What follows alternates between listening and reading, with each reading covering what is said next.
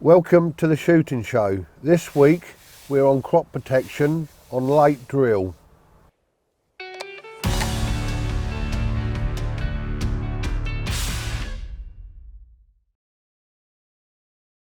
I've had the farmer give me a ring. We've got here. We've got a bit of failed rape ground that he eventually ploughed up and put in with spring corn. And as with most bits of spring drilling, you expect the pigeons to get on it fairly well straight away. This bit, nothing's been on there until the corn is just about to poke through. And also, he's getting trouble with crows. So he's asked me if I could come up here to give him a hand, see if we can just sort it out.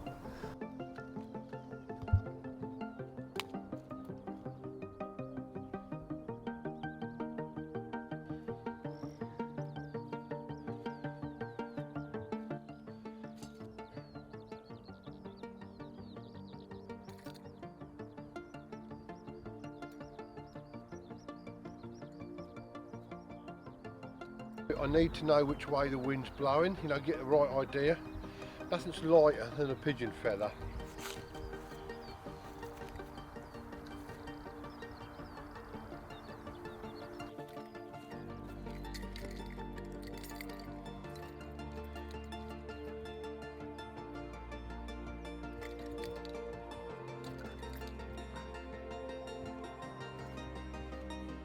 I've got the hide sorted out, I've got the decoys out, I've got the pigeon decoys to the right of me and across the face of me. The wind is coming, I would say, from a northerly direction, so straight up the field. Hopefully when the pigeons arrive, if they come here, they'll swing round across the face of me. I've got the crow decoys to the left of me, so hopefully they'll come around and they'll be more focused on the decoys than anything that's going on in the hide. And also, while we're here now, with the sun, it's directly to my right. So as the day progresses, the sun's going to move round. Hopefully will help us and be in our favour, so it's behind us. So we're not going to be looking at it or getting up amongst it. And hopefully we'll have more chance of surprising any would-be offender that's coming up here. So the reason we're here today is on the drilled corn behind us, which is just coming through. You can just start seeing the yellow shoots coming through. The crows are getting on it and they're literally going up the rows, and anything that's not tightly packed, they're just digging around it, pulling it up to get the seed that's at the bottom. So if you look at the rows, you'll see these loads of little tiny yellow shoots that have been nipped off. Basically, that's killed that seed.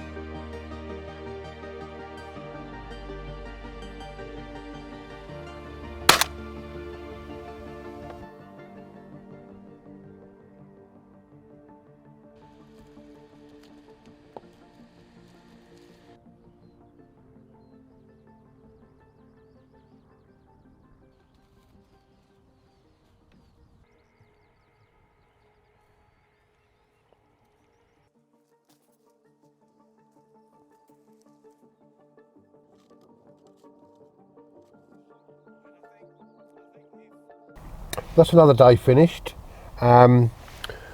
As you can see, we've cleared up. That was the basic of the hide, just an empty IBC that was left here from the season. It'll be picked up now. We finished up with, I think it's 27 crows, jackdaws, well mainly crows and rooks, and I think it was 17 pigeons. Not the biggest of bags, but the object today was to come up here and help him keep these crows off the crops.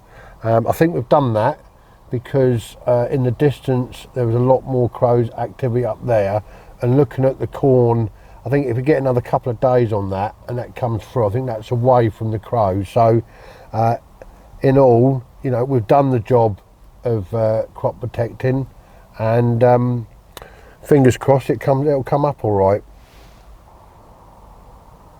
I'm Geoff Garrod. Thanks very much for watching another episode on the Shooting Show. I hope you get as much enjoyment watching as I've got making it. Like, follow us on social. Thank you very much. See you next week.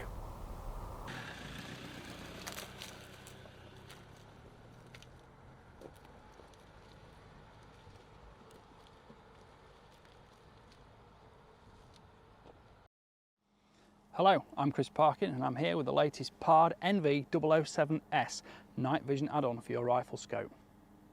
Welcome to the Shooting Show.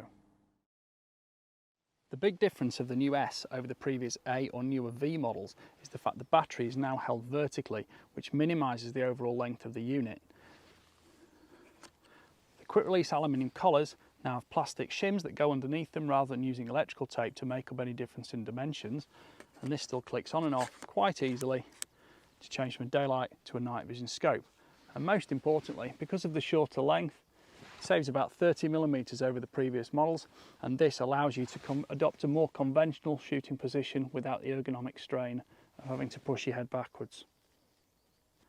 As well as an IP67 waterproof and dustproof rating, you now get quiet buttons on the back. These are rubberized so they don't make any noise, on-off switch on the top. There's a nice soft rubber eye bellows which allows you to seal out any extraneous light that you don't want entering or reflecting off the lens inside. The internal lens itself has been well ground, so you don't get pinpoint focal zones, and you do get quite a nice broad full field of view across the picture without having to move your head or chase focus setting on the collar here. Here's tonight's rifle package. Starting out at the front, we've got a DPT sound moderator, and this is a SAO 100 keeper in 223. Here we've got a Magpul bipod, that's the stud fitting bipod, Hornady sling, and on top there's a PBIR L illuminator, and snug behind it, I'll turn it around in a second, there's a Night Force NX8 2.5 to 20 by 50 f1 rifle scope.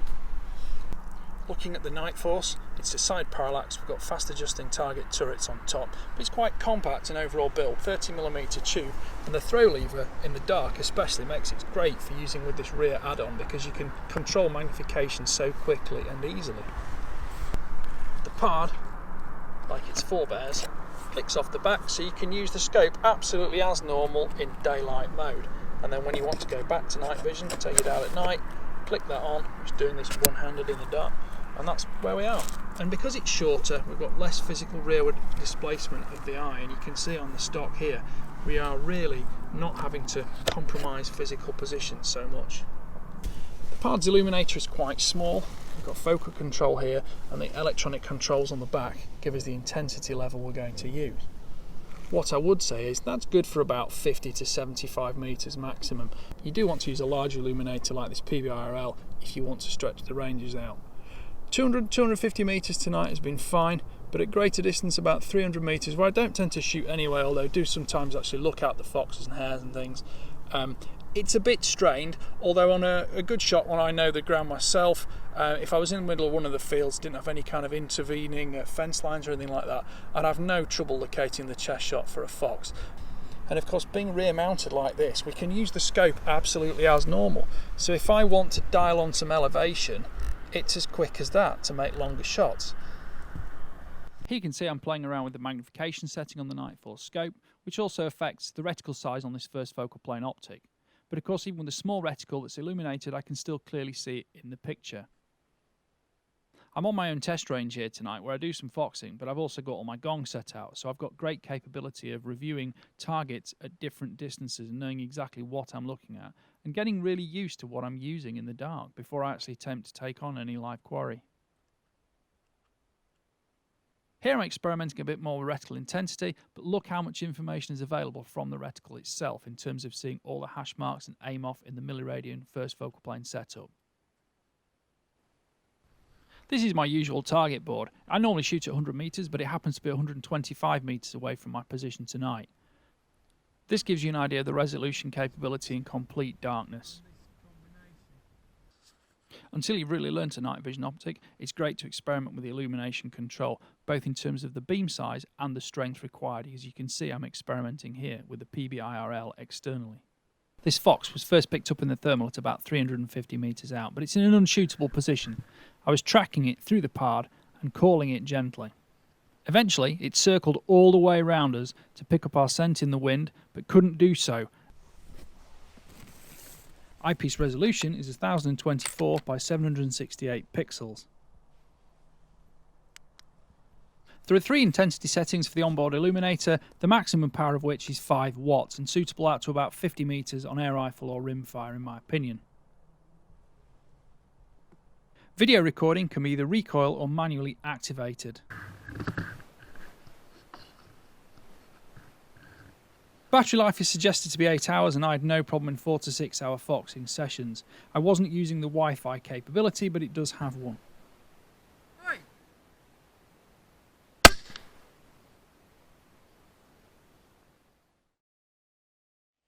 The S is a cracking new model from the PARD range. It does allow you to add night vision capability to nearly any rifle scope.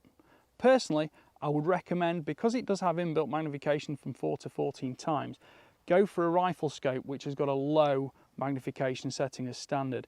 I preferred using this on the 2.5 power minimum setting of the Nightforce to this element, which is minimised at 5. That gives me a little bit too much magnification, which is okay for foxing, but for field of view ratting especially, I do prefer the low magnification of 2.5 on the Nightforce. It's well worth mentioning that the lesser priced element optics and other optics without as many lens coatings as the high-end things do give better light transmission of the infrared frequencies that make so much difference to a night vision add-on like this. Having an illuminator reticle is a huge, huge advantage because regardless of the size of the reticle, whether you've been first or second focal plane, you can always maintain an exact center dot picture or center reticle picture regardless of any implied magnification settings. And when you're in black and white mode at night rather than the color mode in the day, that allows you to have a much quicker acquisition of the point of aim when you've got rush firing scenarios. Well, thank you for watching. I hope you've enjoyed that feature on this new PARD. Please like, subscribe and comment, and don't forget to click the notification bell because the notification bell is what will make you see all our latest videos out every week. Thank you for watching. Bye for now.